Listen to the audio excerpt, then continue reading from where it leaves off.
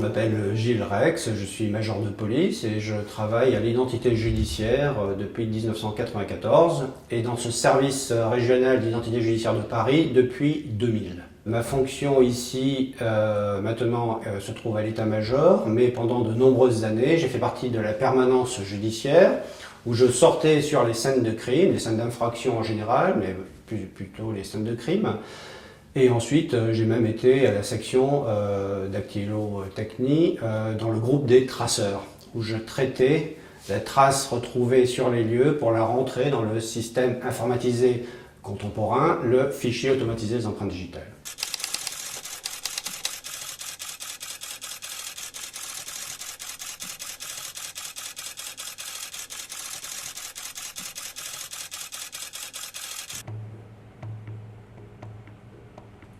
Comment aujourd'hui se gère une scène de crime de manière classique au SRIJ?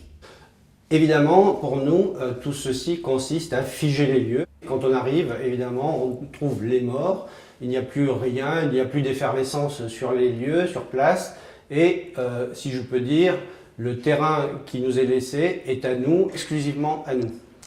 Il va falloir qu'on fige ces lieux-là par différents systèmes, la photographie, de la vidéo éventuellement, de manière à pouvoir reconstituer un plan et un album photographique que nous remettrons par la suite à la justice, aux enquêteurs, qui pourront se rendre compte des lieux comme nous les avons trouvés. Et bien sûr, sur ces lieux, il faudra qu'on recherche différentes traces, différents indices pour prouver, si on le peut, la présence d'un individu ou d'un auteur. La recherche de ces traces et d'indices consiste à l'observation minutieuse des lieux, une recherche, le prélèvement de ce qui nous intéresse, le conditionnement de ce qui nous intéresse et ensuite le traitement dans les laboratoires dans lesquels ces traces et ces indices qui seront placés sous scellés seront destinés.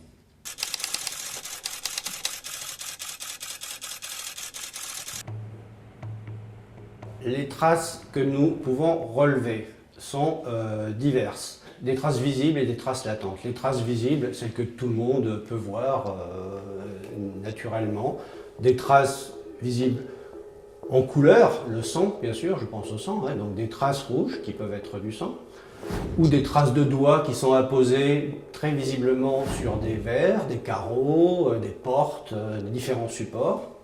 Et il y a des traces aussi qui sont invisibles, hein, qui sont latentes et que nous devrons rechercher avec des techniques plus particulières, en luminescence, avec des lumières pour les faire apparaître et pour pouvoir les prélever. Donc il peut y avoir aussi des traces papillaires qu'il va falloir faire apparaître avec des lumières. Et bien sûr, nous pouvons rechercher, faire des frottis avec des espèces de coton-tige, ce qu'on appelle des traces de contact, de manière à pouvoir relever cet ADN qui pourrait nous projeter sur la piste de l'auteur. Donc effectivement, aujourd'hui, sur des scènes de crime, on recherche les traces papillaires et les traces d'ADN, qui seront une preuve formelle en fait, pour l'identification de l'auteur, enfin de la présence au moins de l'auteur sur les lieux, mais aussi on peut rechercher les traces d'effraction, qui ont eu lieu dans l'endroit où on se trouve, des traces d'effraction commises par différents outils, apportés ou non par l'auteur. On pourra rechercher des traces de pas, des traces d'empreintes de pieds, de semelles, de pneus de voiture, dans de la poussière, dans de la boue, dans de la neige, qu'on pourra mouler par la suite ou photographier, bien sûr. Ceci n'est pas une preuve formelle comme la trace papillaire ou l'ADN, mais c'est une orientation d'enquête dont les services enquêteurs ne se privent pas et ils sont fortement intéressés par tout ce qui pourrait les mettre sur la piste de l'auteur.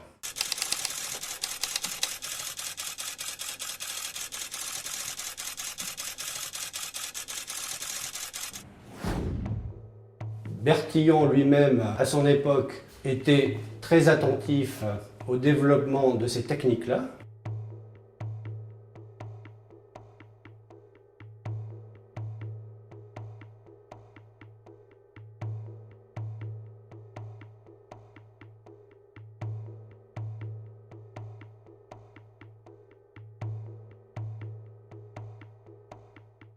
Il avait commencé bien sûr par la trace papillaire, qu'il relevait sur des scènes de crime quand il se rendait sur les lieux, quand il pouvait. C'était lui qui avait fait la première identification mondiale avec l'affaire Schaeffer. Les empreintes digitales photographiées par nous sur la vitre brisée, dans un des salons de M. Hallot, correspondent exactement à celles que le pouce, l'index, le médius et l'annulaire de la main droite du dénommé Schaeffer auraient pu occasionner. La position respective des traces de doigts sur la face intérieure de la vitre fracturée démontre incontestablement que la position de ces empreintes a été faite après le bris de la susdite vitre. Le chef du service de l'identité judiciaire, Alphonse Bertillon. Il avait identifié l'auteur d'un crime par rapport à des empreintes digitales qui se trouvaient dans un fichier à l'identité judiciaire.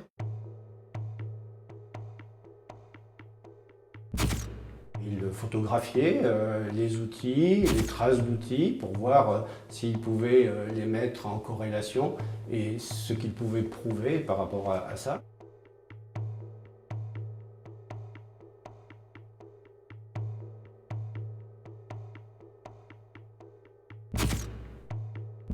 Il étudiait aussi les taches de sang, les traces de sang sur les objets. Il essayait de faire des révélations, parce que Bertillon était un pionnier aussi dans son domaine, et donc testait aussi certaines choses. Il essayait de faire des révélations de traces papillaires sur différents supports, sur des supports poreux, comme nous faisons toujours aujourd'hui en fait.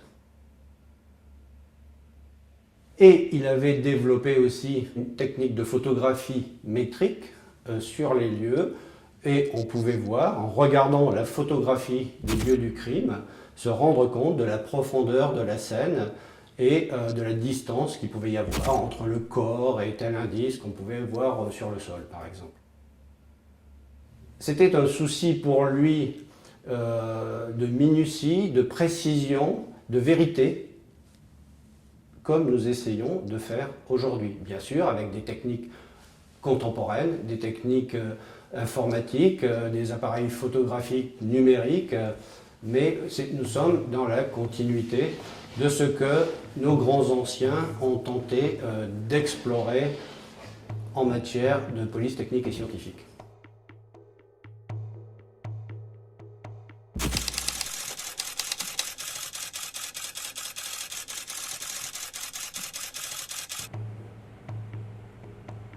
Aujourd'hui, quand on arrive sur une scène de crime, la première chose que nous faisons, c'est fixer les lieux par la photographie. La photographie sous diverses formes, un panoramique des lieux. Donc nous posons un appareil sur son pied de manière à avoir un panoramique à 360 degrés. Ces 6 clichés différents vont être montés avec un logiciel, bien sûr, et nous nous retrouvons finalement comme dans les jeux vidéo où nous pouvons explorer la pièce, zoomer sur différentes traces ou différents indices qui nous intéressent. Et donc ça c'est très pratique et très apprécié des services enquêteurs. Bertillon, lui, à son époque, amener aussi sur les lieux des appareils photographiques très élaborés aussi, souvent très lourds et très compliqués à installer. Donc il y passait, quand il passait plusieurs heures aussi sur les lieux, il avait aussi un appareil photographique qu'on appelait un appareil photographique plongeur qu'il mettait sur le corps et il pouvait photographier le corps de la victime depuis le haut.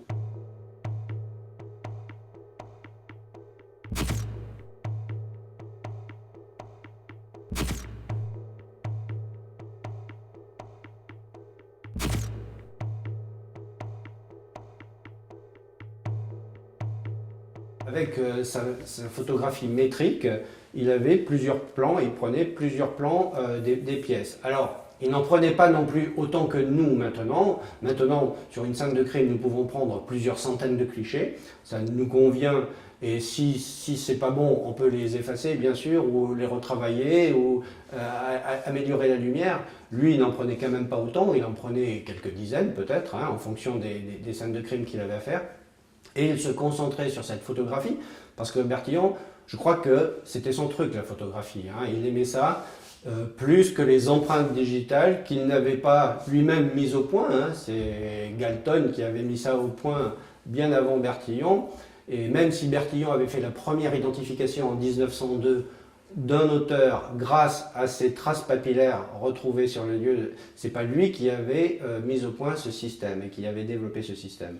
Donc plutôt, selon moi, il aimait mieux la photographie. C'est pour ça que quand Bertillon se déplaçait, après toutes les recherches que nous avons faites, tout ce que nous avons pu lire sur lui, il se consacrait énormément à la photographie des lieux, des scènes de crime, des incendies, les catastrophes qui avaient lieu, et il y allait personnellement, accompagné de quelques-uns de ses collaborateurs, bien sûr, pour faire les photographies des lieux.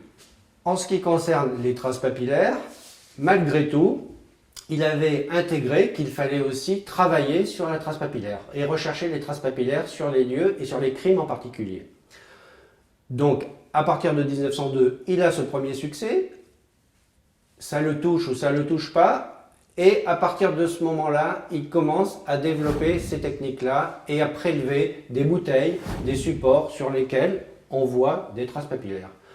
Bertillon, à son époque, en 1908, lors de l'affaire Marguerite Stenel, qu'on appelle l'affaire de l'impasse Ronsin, où c'est une femme qui est mariée à un artiste, cette nuit-là, qui a été tuée, et la mère de Marguerite Stenel a également été tuée, et elle se retrouve vivante, ligotée sur son lit. Il y a de forts doutes sur ce qu'elle raconte, on ne sait pas si lui faire confiance ou pas lui faire confiance. En fait, tout ça va être un procès très médiatique qui va être très très suivi en France.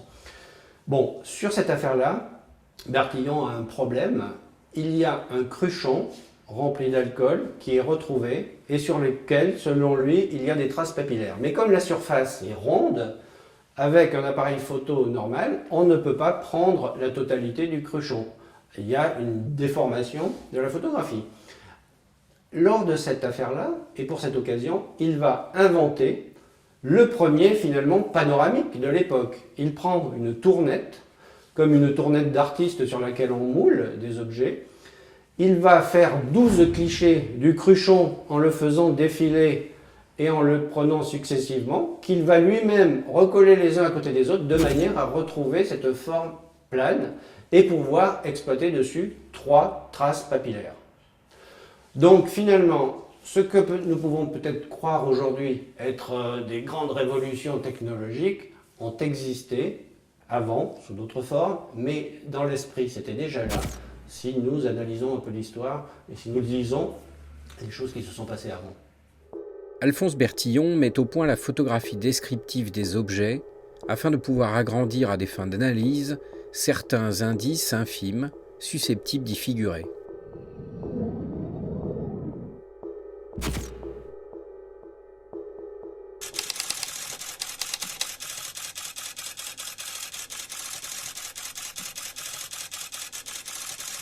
Aujourd'hui, quand on arrive sur les lieux, on fixe les lieux par rapport à la photographie et ensuite on va occuper le temps qui nous reste à trouver des traces et des indices et à les conditionner. Il est très important de conditionner les traces et les indices en fonction de ce qu'on trouve. On ne va pas conditionner des choses qui supportent de l'ADN comme des supports sur lesquels on va uniquement rechercher des traces papillaires. Pour ça, nous avons bien sûr des protocoles qui sont largement usités et connus et qui ne nous posent pas de problème, de manière à pouvoir prélever, conditionner ces objets-là et les ramener à notre service. À l'époque, Bertillon lui-même avait trouvé la technique du transport très fragile, parce que la première fois où il avait prélevé, lors de l'affaire Schaeffer, la première fois où il avait identifié l'auteur d'un crime sur les lieux, et c'était des bouts de verre, des morceaux de verre d'un médaillé qui avait été cassé et qu'il avait retrouvé au sol. Il avait ramené ces morceaux de verre et il les avait photographiés. Il avait fait apparaître les traces papillaires avec de la poudre plombalgine qu'on appelait à l'époque pour les mettre en couleur et pour les faire apparaître. Et d'ailleurs, ça lui avait posé un problème puisqu'il avait dit, comme le médaillé avait été cassé et avait été tenu en opposition par les doigts pour être déposé par l'auteur, il avait dit qu'effectivement, quand il photographiait, il y avait une superposition des traces papillaires entre les pouces et les index de l'autre côté. Donc il avait fallu qu'il détermine ça pour pouvoir avoir tous les doigts différents et utiles pour sa recherche d'identification. Donc peut-être, ça je ne sais pas, mais peut-être par rapport à à ces transports, à ces premiers transports et ces premières recherches d'objets sur lesquels il y avait des traces papillaires, avait inventé ce qu'on appelait la bertillonne. C'était une caisse en bois, hein, donc il y avait plusieurs dimensions en fonction des supports qu'il avait à déplacer, dans lesquels il mettait ces supports fragiles, évidemment qu'il ne fallait pas toucher pour ne pas effacer les traces papillaires, de manière à les transporter et à les ramener à son service. En plus, à l'époque, il faut bien se rendre compte qu'on se déplace sur les lieux en calèche, hein. Il n'y a pas les fourgons modernes de police ou nos véhicules équipés, très confortables, dans lesquels on se trimballe avec toutes les traces et les indices qu'on peut ramasser sur les lieux. Non, à son époque, c'est quand même plus compliqué, hein, de se déplacer. Ça, il faut évidemment le remettre dans le contexte.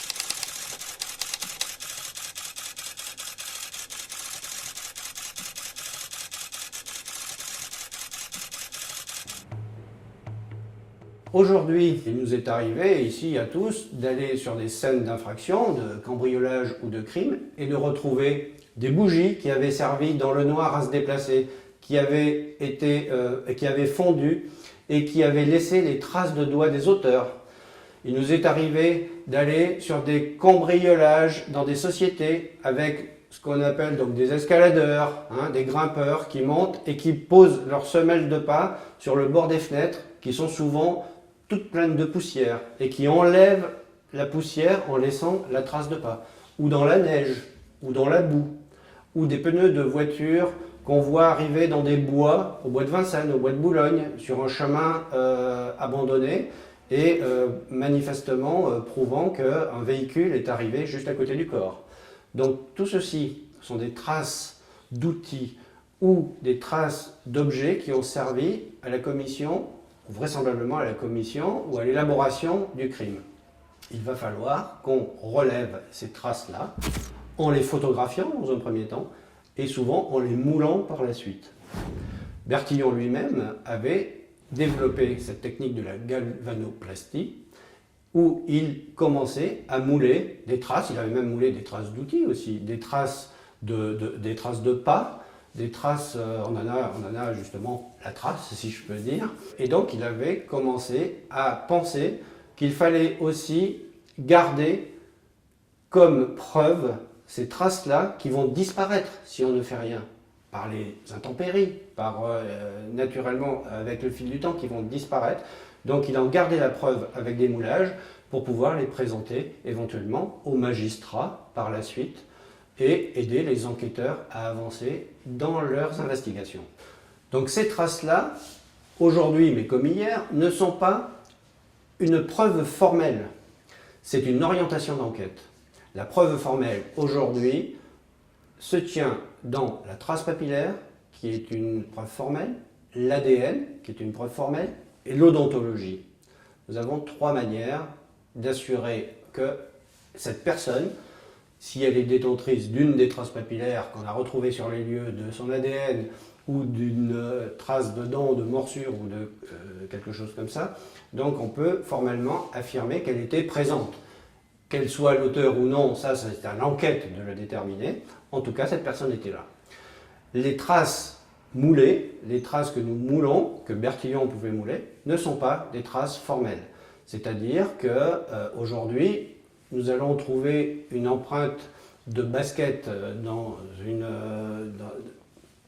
un parterre de fleurs par lequel l'auteur est passé pour escalader et accéder à la maison, eh bien, nous savons très bien que ces baskets ont été tirées à plusieurs milliers d'exemplaires et nous ne pouvons pas connaître à qui elle appartient formellement. Malgré tout, sur ces traces, et ça nous est arrivé aussi, sur des traces de semelles, où une fois nous avons retrouvé une trace de semelle dans laquelle était figée une punaise. La trace qui marchait dans la poussière laissait évidemment la trace, la taille de la chaussure, mais aussi un enlèvement de matière qui correspondait à la punaise qui était fixée sous la semelle. Et des individus étaient en garde à vue.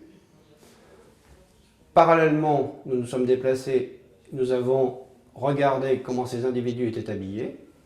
celui qui avait une trace de semelle, c'était une basket qui correspondait, nous avons regardé et en dessous il y avait une punaise qui était fichée dans sa semelle. La photographie, pas le moulage là, mais la photographie de la trace sur les lieux et la photographie de sa semelle ont été mises en comparaison et là nous avons montré évidemment la position de la punaise qui correspondait, mais aussi des positions d'usure, de coupure sur la semelle qui correspondaient aussi. Donc à partir du moment où vous avez plusieurs points comme ceci, naturellement tout le monde dit bah oui c'est ça, c'est lui, c'est la même chose. Ce n'est quand même qu'une orientation d'enquête. Ça ne sera pas une preuve formelle. Mais en revanche, pour les enquêteurs, c'est tout à fait utile.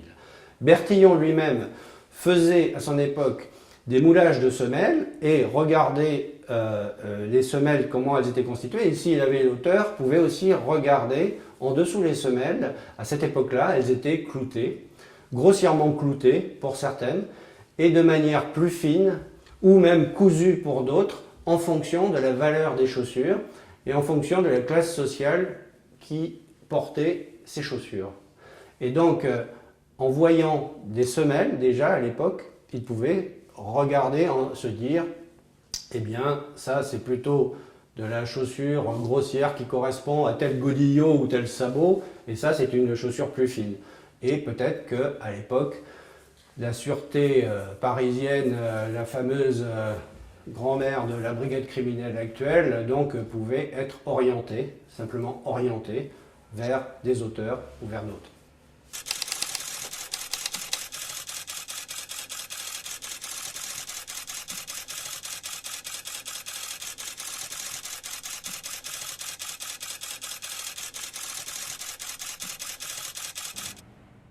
Lorsque nous arrivons sur une scène de crime, la première des choses que nous faisons pour figer les lieux, c'est la prise de photographie avec un appareil classique, bien sûr. Nous figeons les lieux en prenant des photos, ce qu'on appelle des photos de sécurité. Nous voyons comment se trouve la scène, le désordre dans lequel elle est ou pas, et nous faisons ces photos de sécurité pour figer les lieux. Ensuite, nous allons reprendre avec un enquêteur et du personnel de l'IJ, photographe, toute cette scène-là en recherchant les traces et les indices qui vont être nécessairement visibles sur nos photos pour expliquer le contexte. Ces traces et ces indices vont être matérialisés avec des cavaliers que nous positionnerons à côté du corps, à côté du couteau, à côté de l'arme, à côté des traces qui nous intéressent, rouge ou pas rouge, des cheveux, un habit qui est abandonné, une effraction, une trace de balle dans les murs, quelque chose qui va nous paraître utile à l'explication de la scène de crime. Tout ceci pour que soient matérialisés sur la photographie ces traces, ces indices et ces objets nécessaires à la compréhension du magistrat et des gens, des enquêteurs, et aussi des jurés qui plus tard pourront peut-être participer au jugement lorsque l'auteur aura été interpellé. Quand nous arrivons, tout va bien, si j'ose dire. On comprend ce qui s'est passé. Mais cette affaire-là va durer dans le temps, pendant plusieurs mois ou plusieurs années. Et ceux qui vont la reprendre par la suite, qui vont devoir se prononcer si oui ou non cette personne est coupable, comment ça s'est passé, est-ce que tout ça est logique, eh bien, il va falloir qu'ils s'appuient sur cet album photographique, la matérialisation de ces traces et de ces indices sur les lieux grâce aux cavaliers. Et il va falloir qu'ils s'appuient aussi sur une autre chose qui est très importante et qui accompagne l'album photographique, c'est le plan des lieux. Le plan des lieux qui existe depuis Bertillon aussi, accompagnait ces clichés photographiques de plans très détaillés, fait comme des plans d'architecte, comme nous le faisons aussi aujourd'hui, sur des logiciels très pointus.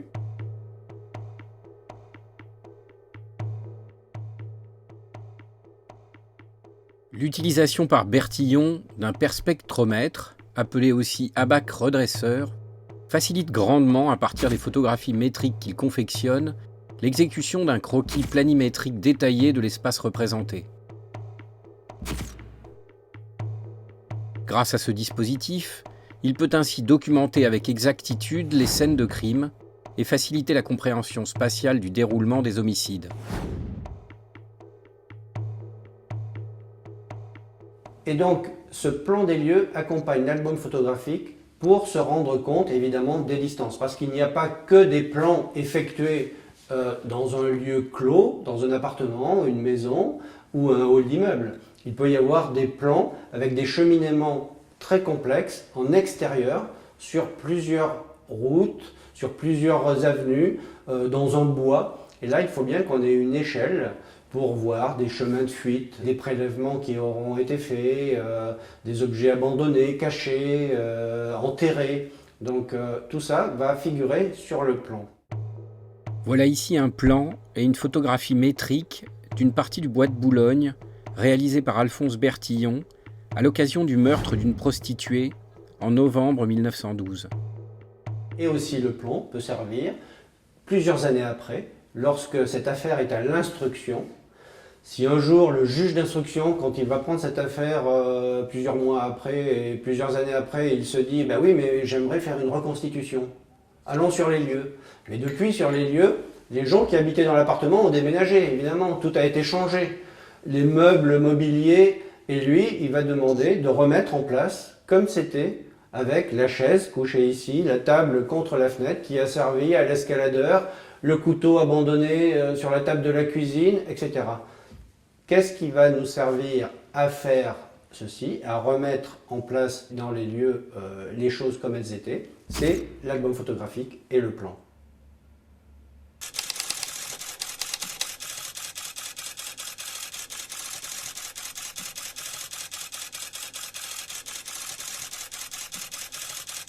Évidemment, sur les scènes d'infraction, on trouve différentes traces et indices. Il y a celles qui sont formelles et d'autres moins formelles, mais qui peuvent aider les enquêteurs à se pencher sur des investigations particulières. Une fois, lors de cambriolage à répétition, des traces d'oreilles étaient retrouvées sur la porte. 2 traces d'oreilles, une plus basse et l'autre plus haute. Alors ça, c'était quand même assez extraordinaire. Pourquoi l'auteur écoutait-il 2 fois, d'abord en se baissant et ensuite en se levant? C'est ce qu'on avait cru au départ. Pas du tout. Cette affaire-là, c'était une équipe constituée de 2 voleurs, un petit et un plus grand, qui écoutaient chacun leur tour pour confirmer que le premier avait bien la bonne information, qu'il n'y avait personne. Et effectivement, c'est comme ça que nous avons expliqué ces 2 traces d'oreilles. C'est une orientation d'enquête. Les traces d'oreilles sont révélées à la poudre magnétique ou à la poudre d'aluminium à l'époque, qu'on n'utilise plus maintenant, parce que c'est plus techniquement acceptable. Mais ces traces d'oreilles étaient prélevées, photographiées.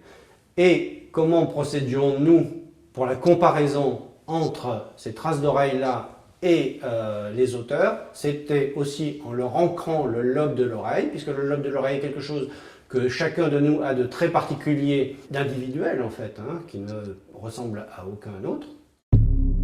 Le lobe de l'oreille est considéré par Bertillon comme particulièrement important pour individualiser chacun.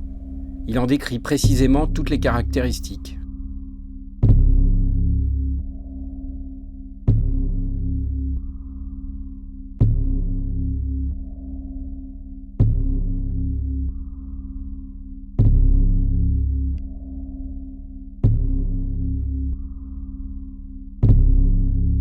Donc ces 2 lobes d'oreille, ces 2 auteurs avaient été prélevés, on avait montré qu'effectivement, ils correspondaient par rapport à la taille de chacun à leur positionnement sur les portes auxquelles ils écoutaient, et ils avaient quand même réussi à avouer, même si ce n'était pas une preuve formelle, mais malgré tout, ils étaient passés aux aveux grâce à ça. Et c'est pareil pour des traces de pas aussi. Il y a eu des aveux faits par rapport au positionnement d'une trace de pas dans de la poussière, ce qui est un enlèvement de matière, par rapport à des failles particulières qu'il y avait sur la trace de semelle, où la personne a pu passer aux aveux. Et sans ça, peut-être qu'elle aurait toujours nié. Et donc là, pour elle, c'était la preuve comme quoi la police avait identifié son passage dans les lieux.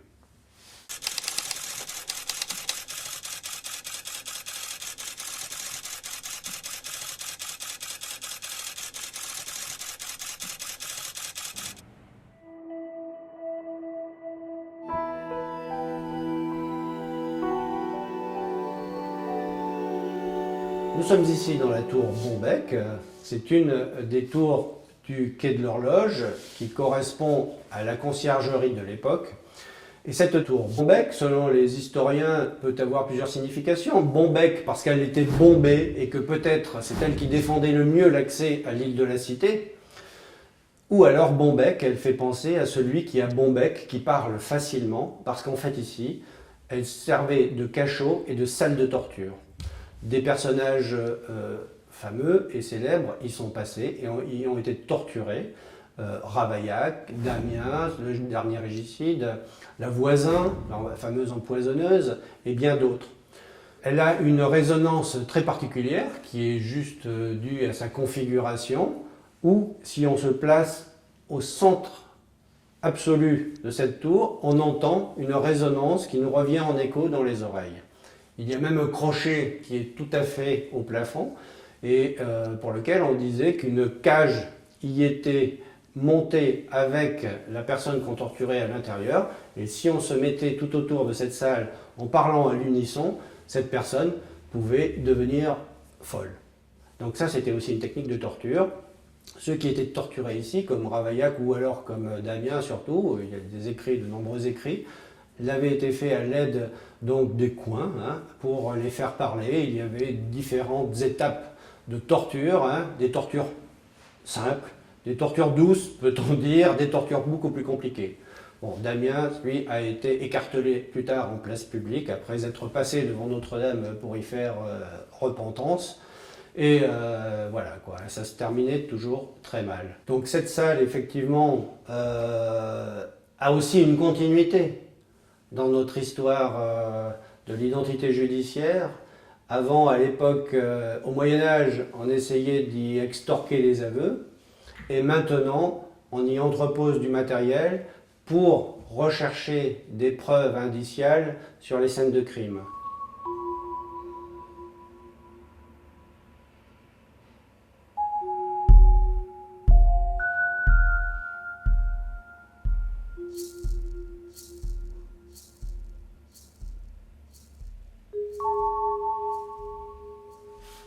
Nous en faisons un studio photographique où nous signalisons toujours des individus qui nous sont amenés par des services d'enquête. Et bien sûr, la torture, il y a plus court.